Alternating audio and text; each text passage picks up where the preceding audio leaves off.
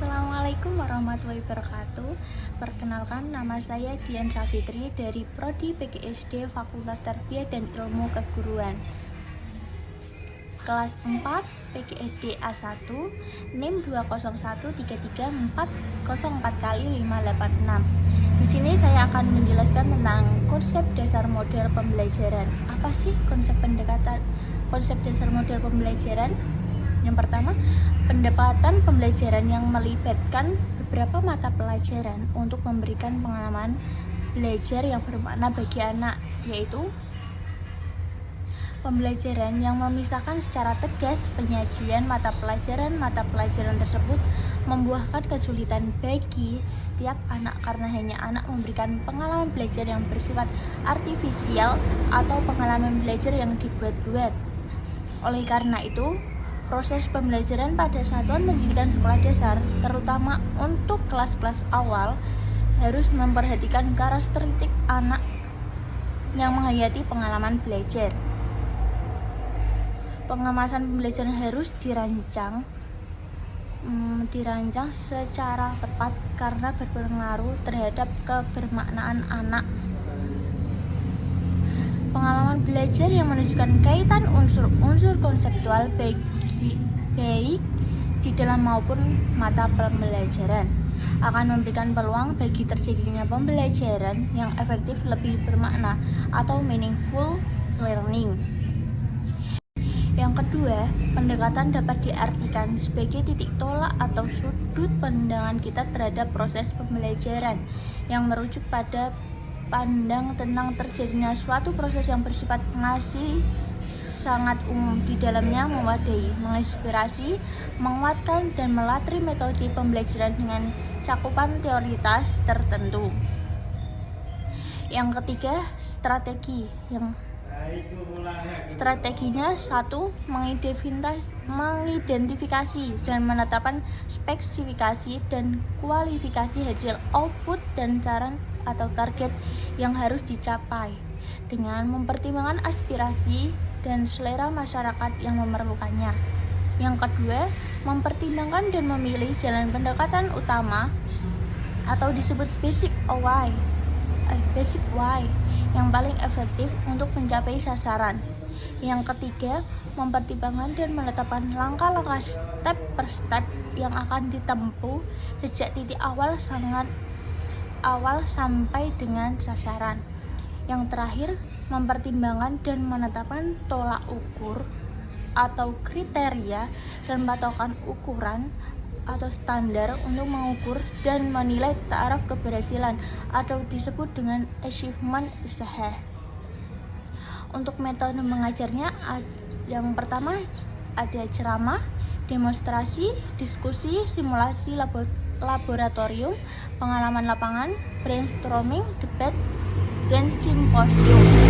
Di sini saya akan menjelaskan dan memilih satu metode mengajar, yaitu ceramah. Biasanya kalau metode ceramah kan sudut pandangnya akan terlebih membosankan ya.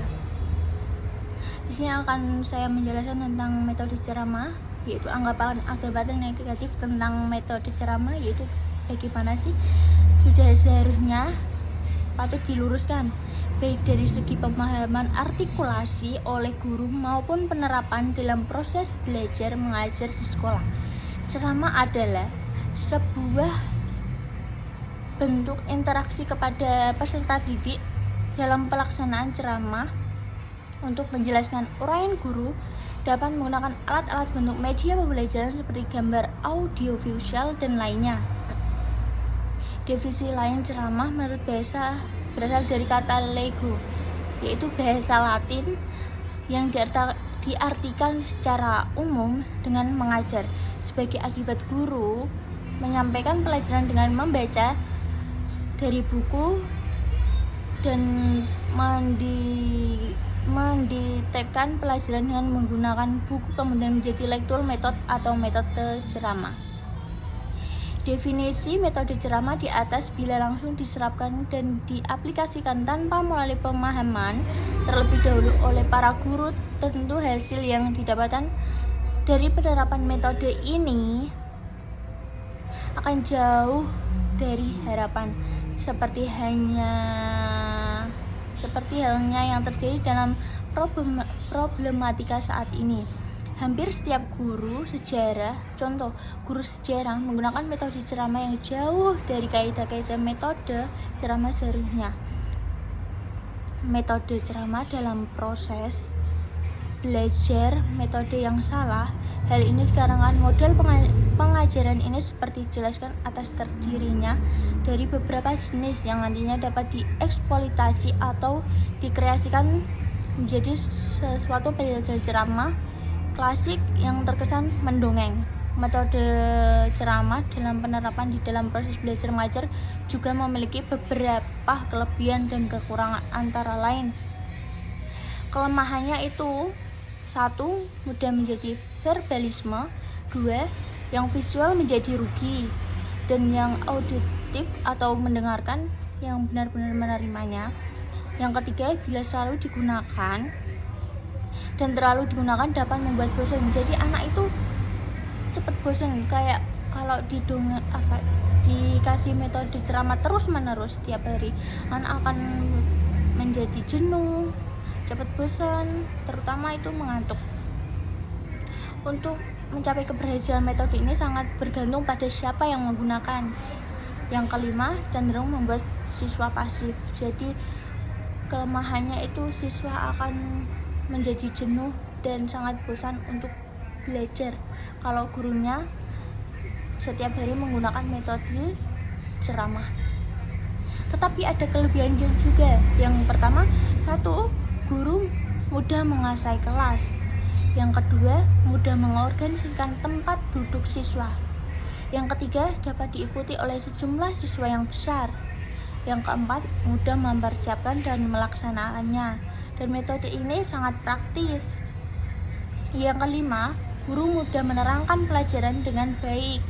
Yang keenam, lebih ekonomis dalam hal waktu, tidak membuang-buang ya gitulah. Yang ketujuh, memberikan kesempatan pada guru untuk menggunakan pengalaman, pengetahuan, kearifan. Jadi guru itu lebih mendalami konsep pembelajarannya. Jadi guru akan menggunakan metode ceramah ini dengan pengalamannya. Yang ke-8, dapat menggunakan bahan pelajaran yang luas. Yang ke-9, membantu siswa untuk mendengar secara akurat, kritis, dan penuh perhatian. Yang ke-10, jika digunakan dengan tepat maka akan dapat menstimulasikan dan meningkatkan keinginan belajar siswa dan bidang akademik. Yang ke-11, dapat menguatkan bacaan dan belajar siswa dari beberapa sumber lain. Jadi kelebihannya itu pada guru itu mudah digunakan. Terima kasih. Sekian presentasi dari saya. Apabila ada kekurangan, mohon dimaafkan.